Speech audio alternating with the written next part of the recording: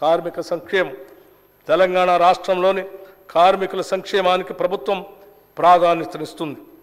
సంఘటిత కార్మికులకి, అసంఘటిత కార్మికులకి అందించే సాయాన్ని మరింత పకడ్బందీగా అందుబాటులో ఉంచుతాం. నిబంధనలు సరళీకరించడం ద్వారా ఎక్కువ మంది లాభం చేకూరే విధంగా చర్యలు తీసుకుంటున్నాం. మా ప్రభుత్వం గిగ్ వర్కర్ల సంక్షేమానికి కూడా పునాదులు వేసింది.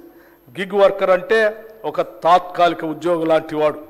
సాంప్రదాయ ఉద్యోగుల వలె కాకుండా గిగ్ ఎకానమీ కార్మికులకి పూర్తి సమయ ఉద్యోగికి ఉండే భద్రత, ప్రోత్సాహకాలు మరియు ఉద్యోగ ప్రయోజనాలు ఉండవు. వారికి ఏదైనా ప్రమాదం సంభవించి ప్రాణాలు కోల్పోతే వారి కుటుంబం మొత్తం రోడ్డున పడుతుంది.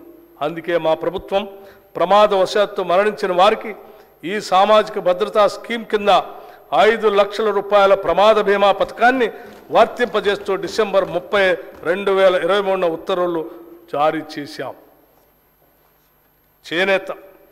తెలంగాణ రాష్ట్రం చేనేత కార్మికులకి పుట్టినిల్లు. తెలంగాణకు గర్వకారణంగా ఉన్న చేనేత పరిశ్రమను ప్రోత్సహించడం అంటే తల్లి తెలంగాణ ముద్దుబిడ్డల్ని గౌరవించుకోవటమే. తెలంగాణలోని వివిధ ప్రాంతాల్లో వివిధ రకాల చేనేత కార్మికులు ఉన్నారు. మన చేనేత అన్నలు చేసే ప్రతి పని ప్రత్యేకమే, ప్రతి వస్త్రం అద్భుతమే. రాష్ట్ర ప్రభుత్వం తరపున చేనేత కార్మికులకు సంబంధించి అత్యంత కీలకమైన నిర్ణయాన్ని తీసుకున్నాం. ప్రస్తుతం రాష్ట్ర ప్రభుత్వానికి అవసరమైన వస్త్రాలను స్కూలు విద్యార్థులకు అందించే స్కూలు యూనిఫామ్లను ఒకే చోటు నుంచి కొనుగోలు చేస్తున్నది. ఈ పద్ధతిని సమూలంగా మార్చి రాష్ట్ర వ్యాప్తంగా ఉన్న చేనేత కార్మికుల నుంచి కొనుగోలు చేయాలని అనుకుంటున్నాం. ఇందుకు సంబంధించిన నియమ నిబంధనలు రూపొందించేందుకు చేనేత కార్మికులు లాభం పొందే విధంగా ఉండేందుకు తగిన సూచనలు, సలహాలు తీసుకోవటానికి త్వరలో ఒక ప్రత్యేక సమావేశాన్ని ఏర్పాటు చేయబోతున్నాం. చేనేత కార్మికులు ఈ సమావేశంలో అందించే అతి విలువైన సలహాలని మా ప్రభుత్వం వినమ్రంగా స్వీకరిస్తుంది. వాటిని చిత్తశుద్ధితో అమలు చేస్తుంది. అగ్గిపెట్టెలో పట్టే చీర నేసిన తెలంగాణ అద్భుత చేనేత కళా వైభవాన్ని తిరిగి ప్రపంచం ముందు ఉంచుతాం. విద్యుత్ రంగం. రైతులకు ఉచిత విద్యుత్ ఇవ్వటం అనేది కాంగ్రెస్ పార్టీ అధికారంలో ఉన్నప్పుడు ప్రారంభించిన విధానం. కాంగ్రెస్ ప్రభుత్వ హయాంలో రైతులు ఈ ఉచిత విద్యుత్ పథకంతో ఎంతో ఆనందంగా ఉండేవారు. తెలంగాణ రాష్ట్రంలో అప్పటి వరకు కొనసాగిన రైతు ఆత్మహత్యలు ఆగిపోవటానికి ఆనాటి కాంగ్రెస్ ప్రభుత్వం విద్యుత్ విషయంలో అనుసరించిన వ్యూహాత్మక విధానాలే అనే విషయం మేము ఈ సందర్భంగా గుర్తు చేస్తున్నాం. రాష్ట్రంలోని రైతులకి 24 గంటలు నాణ్యమైన విద్యుత్తును అందించడానికి మా ప్రభుత్వం కట్టుబడి ఉంది. రాష్ట్రంలోని అర్హులైన కుటుంబాలకి గృహజ్యోతి పథకం కింద 200 యూనిట్ల విద్యుత్తుని ఉచితంగా అందించేందుకు ఇప్పటికే మంత్రివర్గ నిర్ణయం జరిగింది. దానిని అమలు చేసే సత్వర చర్యలు చేపడుతున్నాం. ఈ పథకానికి బడ్జెట్లో 2418 కోట్ల రూపాయలు ప్రతిపాదిస్తున్నాం. రాష్ట్రంలో ట్రాన్స్కో మరియు డిస్కమ్లకి ఈ బడ్జెట్లో 16,825 కోట్ల రూపాయలు ప్రతిపాదిస్తున్నాం. అడవులు మరియు పర్యావరణం. తెలంగాణ రాష్ట్రంలో పర్యావరణ పరిరక్షణకు ప్రభుత్వం విశేష ప్రాధాన్యతనిస్తుంది. సింగిల్ యూజ్ ప్లాస్టిక్ వాడకాన్ని పూర్తిగా నియంత్రించడానికి ప్రజల సహకారంతో అమలు చేసేందుకు రాష్ట్ర ప్రభుత్వం కృతనిశ్చయంతో ఉంది. ఈ సంవత్సరంలో ప్రభుత్వం బయోడైవర్సిటీ మేనేజ్మెంట్ కమిటీల్ని పటిష్టపరచడం, పర్యావరణ అవగాహన మరియు శిక్షణ కార్యక్రమాలని చేపట్టబోతున్నాం. అంతేకాకుండా తెలంగాణ మత్స్య సంపద వైవిధ్యం, వెదురు పంటల సంరక్షణ మరియు పునర్జీవం, చిత్తడి నేలల సంరక్షణకి సంబంధించిన కార్యక్రమాలు చేయబోతున్నాం. రాష్ట్రంలో అవసరమైన వారందరికీ డబుల్ బెడ్రూమ్ ఇళ్లను నిర్మించి ఇస్తామని గత ప్రభుత్వం చేసిన వాగ్దానాన్ని గాలికి వదిలేసింది. గత ప్రభుత్వం చెప్పిన విషయాలు విని తెలంగాణ రాష్ట్ర ప్రజలు డబుల్ బెడ్రూమ్ ఇళ్లపై ఎన్నో ఆశలు పెట్టుకున్నారు. ప్రజల అవసరాలను, ఆశల్ని గత ప్రభుత్వం వారి రాజకీయ అవసరాలకు మాత్రమే వాడుకుంది. కానీ మా ప్రభుత్వం 6 గ్యారంటీల్లో భాగంగా ఇందిరమ్మ ఇళ్ల పథకం కింద ఇల్లు లేని వారికి ఇంటి స్థలం ఉన్న వారికి ఇంటి నిర్మాణానికి 5 లక్షల సాయం అందించడానికి అవసరమైన కార్యాచరణ మొదలు పెడుతున్నది. ప్రధానమంత్రి ఆవాస్ యోజన పథకం కింద పొందగలిగిన నిధుల్ని గత ప్రభుత్వం వినియోగించుకోలేకపోయింది. అందుకోసమే ఇప్పుడు కేంద్రం నుంచి అత్యధిక నిధులు రాబట్టి వాటిని తెలంగాణ ప్రజలకు మరింత ఎక్కువ లబ్ధి చేకూర్చేలా వినియోగిస్తాం. ఈ సంవత్సరం ఇందిరమ్మ ఇళ్ల పథకం కింద ప్రతి నియోజకవర్గానికి 3500 ఇళ్ల చొప్పున మంజూరు చేస్తామని తెలియజేయడానికి సంతోషిస్తున్నాం. ఈ పథకానికి బడ్జెట్లో 7,740 కోట్ల రూపాయలు ప్రతిపాదిస్తున్నాం. రహదారులే ప్రగతికి సూచికలు. అందుకోసమే ప్రతి మండల కేంద్రం నుంచి జిల్లా కేంద్రానికి డబల్ లైన్ కనెక్టివిటీని అభివృద్ధి పరిచేందుకు రాష్ట్ర ప్రభుత్వం కృతనిశ్చయంతో ఉంది. ఇప్పటి వరకు ఇలా అనుసంధానించబడిన ప్రాంతాలకు అధిక ప్రాధాన్యతనిస్తాం. నదులపైన వాగులపైన ఇప్పటి వరకు కనెక్టివిటీ లేని ప్రాంతాలను ఎంపిక చేసుకొని నూతన బ్రిడ్జిల నిర్మాణం ద్వారా అనుసంధానం చేస్తాం. మరి ముఖ్యంగా గిరిజన ఆవాసాలకు రోడ్డు కనెక్టివిటీని కల్పిస్తాం.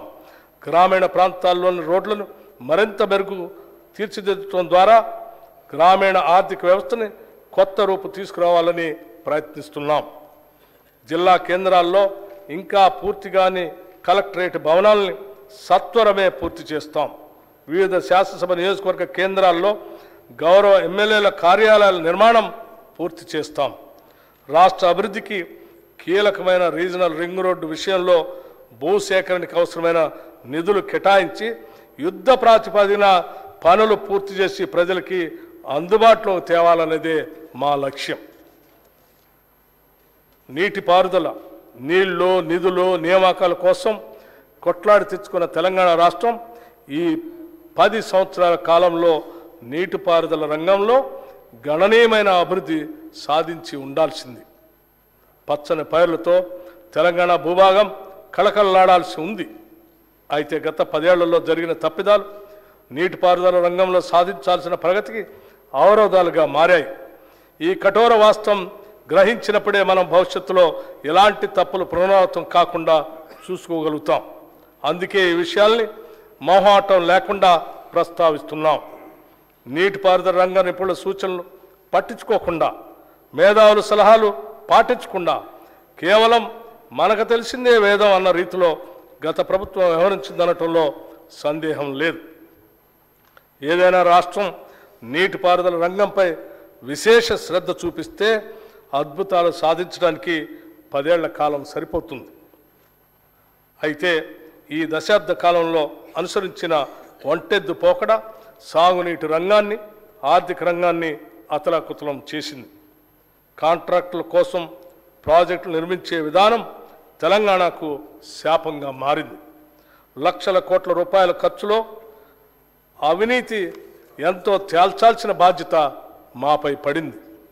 అందుకే కాళేశ్వరం ప్రాజెక్టులోని మేడిగడ్డ, అన్నారం, సుందిళ్ల బ్యారేజీల నిర్మాణంలో జరిగిన నాణ్యతా లోపం, అవినీతి కార్యక్రమాలు, అనాలోచిత విధానాలు, అవకతవకలపై విచారణ జరిపిస్తామని మేము ప్రజలకి మాటిచ్చాం.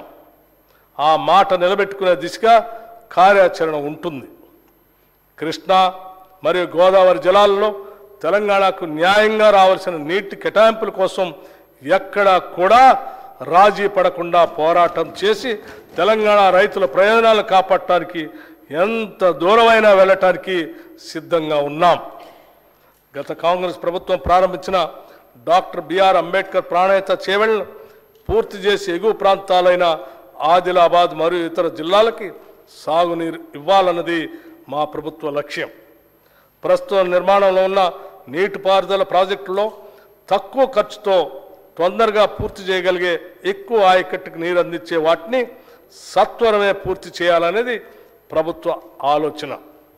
వాటిలో AMR Srisailam left bank canal, Mahatma Gandhi Kalwakurthy lift irrigation scheme, Jawahar Nettempadu lift irrigation scheme, Rajiv Bhima lift irrigation scheme, Koil Sagar lift irrigation scheme, SRSP Indiramma వరద నీటి కాల్వ, JR Chokkarao Devadula lift irrigation scheme, Komaram Bheem, చిన్న కాళేశ్వరం లాంటి చూరాల కొడంగల్ లిఫ్ట్ ఇరిగేషన్ సంబంధించి లాంటి అనేక ఉన్నాయి.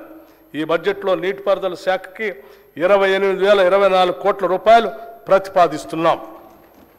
పవిత్ర పుణ్యక్షేత్రాలైన వేములవాడ, భద్రాచలం, బాసరా, జమలాపురం, చిన్న తిరుపతి, ధర్మపురిలను మరింత ఆకర్షణీయంగా భక్తులకు సౌకర్యవంతంగా తీర్చిదిద్దేందుకు చర్యలు తీసుకుంటున్నాం. అందుకు అవసరమైన కార్యాచరణ త్వరలో ప్రారంభం కాబోతున్నదని తెలియజేయడానికి సంతోషిస్తున్నాం. ప్రముఖ పుణ్యక్షేత్రాలను అనుసంధానం చేస్తూ టూరిజం సర్క్యూట్లను ఏర్పాటు చేసేందుకు కూడా సత్వర చర్యలు తీసుకుంటాం. దేవాదాయ ధర్మాదాయ శాఖ చెందిన వేలాది ఎకరాల అన్యాక్రాంత భూములను గుర్తించి వాటిని పరీక్షించేందుకు ప్రత్యేక చర్యలు తీసుకుంటాం.